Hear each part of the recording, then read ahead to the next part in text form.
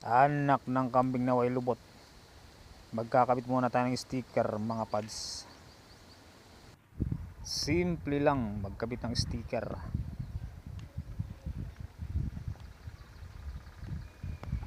Ilalapat muna natin mga pads. Pansinin nyo may papel sa likod yan. Kailangan nating ilapat at tanggalin yung papel. Pagmasdan yung mabuti mga pads. Ayan na, natanggal na agad yung kabilang papel. Etong kabilang side na naman ang ating ilalapat mga pads. Tanggalin muna natin itong sticker. Ayan, pansinin nyo mga pads, meron siyang papel na kulay puti. Tatanggalin natin yan at saka natin ilalapat yung sticker.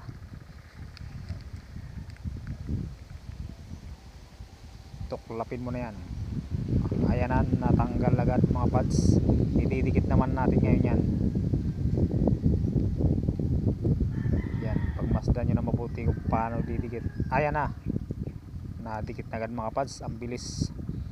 Yan, yan plastic na kulubot na yan ang tatanggalin naman natin ngayon mga pads. Okay, dahan-dahan lang ang paghatak mga pads. Dahan-dahan lang. Okay, dahan-dahan lang mga pads para hindi masama yung sticker. Napakasimple lang magkabit ng sticker mga pads. Ayan, pag nakadikit na yan mga pads sa pintura, pwede na natin tanggalin yung plastic na puti.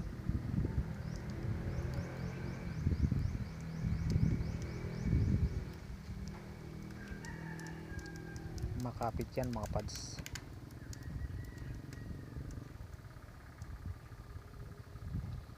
Persahin mo na yan.